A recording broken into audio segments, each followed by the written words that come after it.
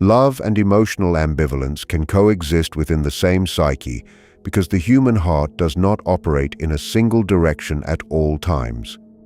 A man may genuinely care, protect, and commit himself in thought and action, yet still experience the subtle pull of a previous attachment. This does not always arise from dishonesty. Often it emerges from the layered nature of emotional memory. Feelings are not erased the moment new ones are formed. The psyche retains impressions that once carried meaning, and these impressions continue to influence perception and response. When affection for one person develops before the emotional thread to another has been fully understood, both can exist side by side. The tension created by this coexistence is what we call ambivalence. It is not necessarily a lack of love, but a sign that the inner world has not yet reorganized itself around the present reality. This ambivalence becomes more apparent when the individual has not consciously reflected on his inner attachments. Emotional bonds are not purely external relationships, they are internalized experiences. Once someone has occupied a significant place in the emotional life, that presence forms a psychological imprint. Even after physical separation, the imprint may remain active in memory, imagination, or comparison. A man may believe he has moved forward, yet subtle reactions reveal that part of him is still responding to what once was.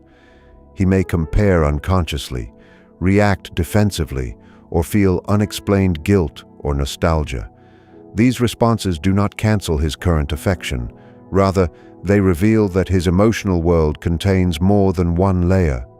Without awareness, he might misinterpret this inner division as confusion about love, when in reality it is unfinished emotional processing.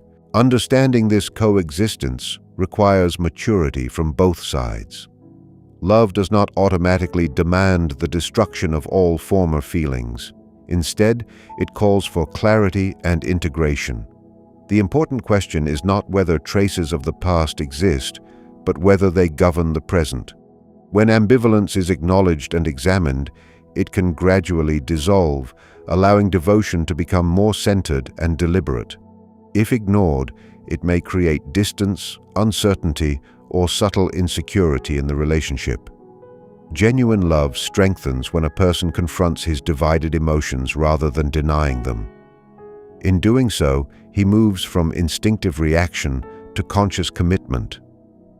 Emotional ambivalence, then, is not proof of insincerity. It is evidence that the psyche is complex and that growth requires honest inner work. The unconscious does not release its attachments simply because the conscious mind has decided to move on. Within every individual, there exists a deeper layer of experience where emotions are stored not as thoughts, but as living impressions.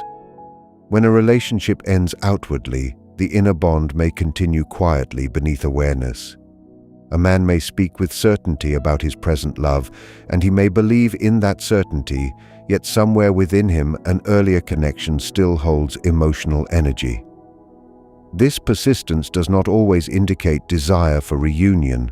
Often, it reflects unfinished understanding. Experiences that were never fully processed remain active. They return in dreams, in comparisons, in subtle reactions that seem disproportionate to the present moment.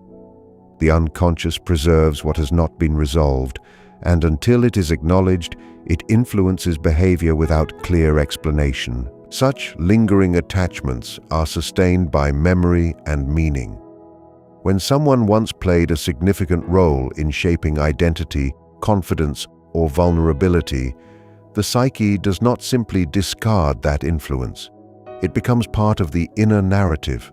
The man who remains inwardly connected to another woman may not consciously long for her presence, yet the symbolic meaning she carried for him still operates. She may represent a time of growth, innocence, struggle, or transformation. Because that period of life has not been fully integrated into his current sense of self, the attachment remains active. He may feel sudden nostalgia or defensiveness when her name is mentioned, not because he wishes to return, but because a part of his psychological development is tied to that memory. The unconscious holds on to such connections as unfinished chapters awaiting reflection. The path toward freedom from these unseen bonds lies not in suppression, but in awareness. When a man turns inward and examines why a past attachment still carries weight, he begins to loosen its hold. By recognizing what that connection meant and what it taught him, he transforms it from a living influence into a completed experience. Only then can his present love stand without interference from hidden comparisons or unresolved emotions. The unconscious seeks completion, not confusion. If ignored, it quietly shapes reactions. If faced, it gradually releases its grip. Thus, the continued connection to another woman is often less about her and more about what remains unintegrated within him. Through honest reflection, the past can be placed in its rightful position, allowing present devotion to become more whole and undivided. Projection is one of the most subtle forces shaping human relationships. A man does not encounter a woman as a blank slate. He meets her through the lens of his inner world. Within him lives an image of the feminine formed by early impressions, memories, longings, and ideals. When he feels drawn to someone, he may believe he is responding entirely to her qualities, yet often he is also responding to the reflection of his own inner image. This is not deliberate deception, but an unconscious process. He sees in her what resonates with something unfinished or unrecognized within himself. In this way, two different women can awaken two different aspects of his inner life. One may embody security and familiarity, another aspiration and transformation. His emotional division may therefore arise not from lack of love, but from the splitting of his projection across more than one figure. When projection is active, perception becomes intensified. The woman onto whom he projects may appear extraordinary, almost symbolic, carrying meanings beyond her individual personality. He may feel that she completes something in him or represents an ideal he has long sought. Yet what he experiences so strongly is often a part of his own psyche seeking recognition. If he has projected one aspect of his inner feminine image onto a former partner and another aspect onto his present partner, he may feel emotionally divided without understanding why. He is not consciously comparing two women. He is unconsciously navigating between two inner images. Until he withdraws these projections and recognizes them as parts of himself, he remains bound to both figures at a psychological level. The work of maturity requires that he reclaim what he has projected. This does not diminish his love, rather, it purifies it. When he begins to see each woman as an individual rather than as a carrier of his inner ideals, clarity emerges. The emotional intensity attached to the past may soften as he understands what it symbolized in his development. Likewise, his present relationship gains stability when it is grounded in reality rather than unconscious expectation. Projection can create powerful bonds, but it can also create confusion when different parts of the inner world are scattered across different people. True unity becomes possible only when he gathers these inner fragments back into himself. Then his affection is no longer divided between symbols, but directed consciously toward the person who stands before him. Emotional loyalty and psychological detachment do not always move together, and this difference often creates confusion in relationships. A man may behave with commitment, responsibility, and visible care, demonstrating loyalty in his actions and decisions. He may choose to remain, to invest, and to build a future. Yet inwardly, he might still carry an emotional thread connected to someone from his past. This does not necessarily contradict his outward faithfulness. Loyalty concerns what he chooses to do. Psychological detachment concerns what he has truly released within himself. The two processes unfold at different speeds. One can decide to be loyal in a moment of clarity, but detachment from a meaningful bond may require reflection. grieving, and gradual understanding. Without this inner work, traces of attachment can linger even in the presence of sincere commitment. Psychological detachment is not coldness or indifference. It is the completion of an emotional cycle. When a relationship ends or transforms, the psyche must reorganize itself. Memories must find their proper place, expectations must dissolve, and imagined futures must be relinquished. If this process is rushed or avoided, part of the emotional energy remains suspended.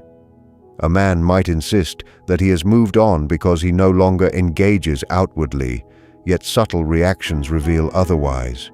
He may become defensive when the past is mentioned, unusually nostalgic at unexpected times, or internally conflicted without clear reason. These signs indicate that detachment has not been fully achieved. His heart may be loyal in intention, but his inner world has not fully separated from what once held significance. For a relationship to feel secure, both loyalty and detachment must align. When a man has truly processed his previous bond, his commitment becomes grounded and steady. There is no hidden comparison, no lingering emotional echo competing for attention. The past is acknowledged but no longer active. If detachment has not occurred, his present partner may sense an invisible distance, even if no betrayal exists. The solution does not lie in accusation, but in awareness. When he confronts what remains unresolved and allows himself to understand it, detachment gradually emerges. Emotional loyalty then becomes supported by psychological freedom. Only when the inner world has released its former claim can devotion in the present stand without division, offering stability rather than uncertainty. The past does not disappear simply because time has passed. Within the human psyche, experiences that carry deep emotion remain active until they are consciously understood. A man may enter a new relationship believing he has left the previous one behind, yet if that earlier bond ended without clarity or resolution, it continues to live within him. The psyche does not measure time in the same way the calendar does.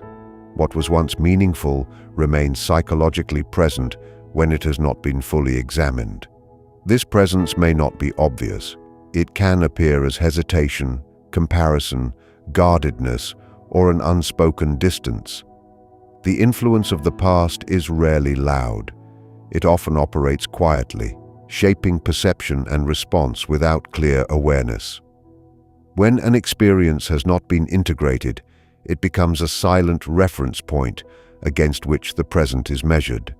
Unintegrated experiences carry emotional energy. If there were unanswered questions, unresolved disappointments, or unexpressed gratitude, these elements remain unfinished within the inner world. A man might still feel connected to another woman not because he wishes to return, but because a part of his story with her lacks completion. Perhaps he never understood why it ended, or perhaps he did not fully acknowledge what he learned from it. Without reflection, the mind may attempt to revisit the past through memory or imagination, seeking coherence. This is not a conscious desire to hold on. It is the psyche striving for wholeness. Until he recognizes what that relationship meant and what it left unresolved, the past remains psychologically active, influencing his present emotions in subtle ways. True freedom from the past requires deliberate awareness. When he turns toward those memories rather than away from them, he begins to extract their meaning. He may realize that what he misses is not the person herself, but a feeling, a phase of life, or an aspect of himself that was awakened during that time. By understanding this, he integrates the experience into his identity rather than carrying it as a lingering attachment. The past then becomes a completed chapter instead of an unfinished sentence. Only through such integration can the present relationship flourish without interference. When what once was has been consciously acknowledged, it loses its unconscious power, and the heart becomes more fully available to what stands before it now. A divided heart often appears to be evidence of deception, Yet in many cases, it is the outward sign of an inward conflict. When a man feels pulled in two emotional directions, it does not automatically mean he intends to mislead or betray. More often, it reflects opposing forces within his own psyche that have not yet been reconciled. One part of him may be oriented toward growth, change, and present commitment, while another part remains attached to familiarity, memory, or unfinished emotion. These parts coexist, and when he has not examined them carefully, they create tension. From the outside, this tension may look like uncertainty about love. From the inside, it feels like standing between two chapters of one's own development. The conflict is less about choosing between two women and more about integrating two aspects of himself. Inner conflict arises when values, desires, and unresolved experiences intersect. He may consciously value loyalty and stability and genuinely wish to devote himself fully. Yet unconsciously, he may still carry identification with a past relationship that shaped him in important ways. That earlier connection might represent a version of himself he has not entirely released. If he has grown or changed since then, part of him may resist letting go because doing so feels like losing a piece of his history. This internal struggle can manifest as hesitation, emotional fluctuation, or defensiveness. It is not necessarily a calculated choice to keep two attachments alive. Rather, it is the psyche struggling to reorganize itself. Without awareness, he may misinterpret this tension as confusion about love, when it is actually confusion about identity. Resolution comes not from forcing a decision, but from understanding the roots of the division.